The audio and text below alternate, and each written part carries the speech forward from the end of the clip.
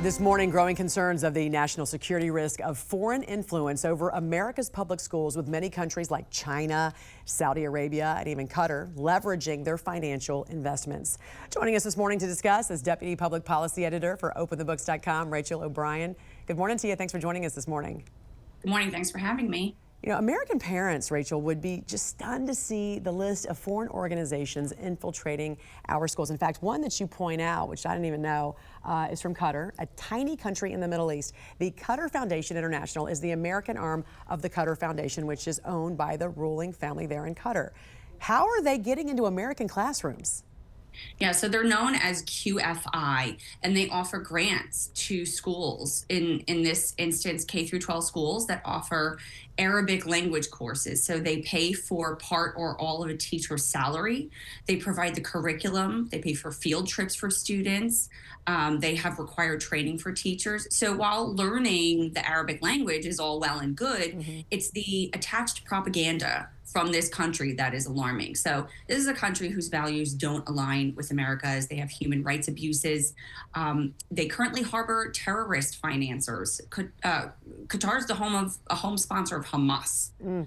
They seek to wipe Israel off the map, literally.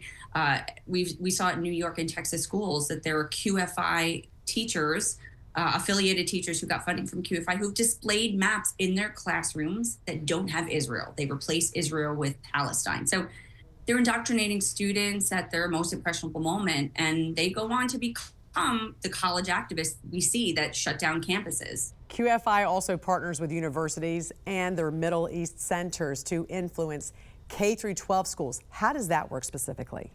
Right, so it's a pipeline from 5-year-old kids in kindergarten, all the way up to 22-year-olds graduating college. So Open the Books reviewed emails between dozens of school districts across the country, and QFI has a relationship with many of them. And so they involve universities. For instance, Brown University's Middle East Center, they offer conferences and training for teachers in K through 12 schools. And it has this anti-Semitic bent.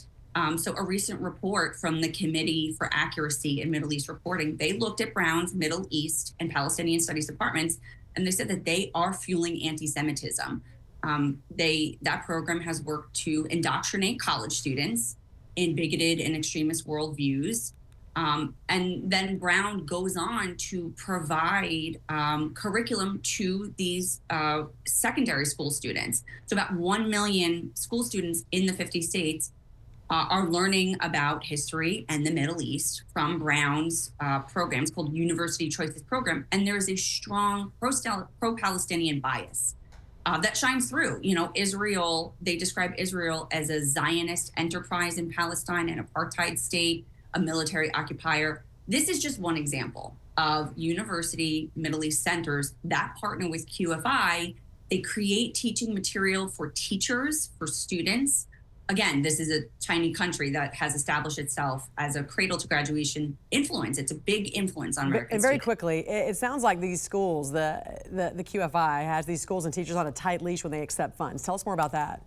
They're controlling each and every aspect of the program. So once a high school or middle school accepts these grant funds, they must report each and every step of their teaching to QFI. So teachers have to file 3 reports every year about every facet of their classroom.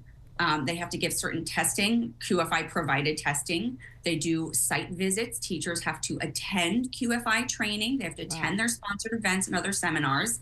If they don't adhere to their strict reporting schedules, they can be blocked from future funding. We saw this happen.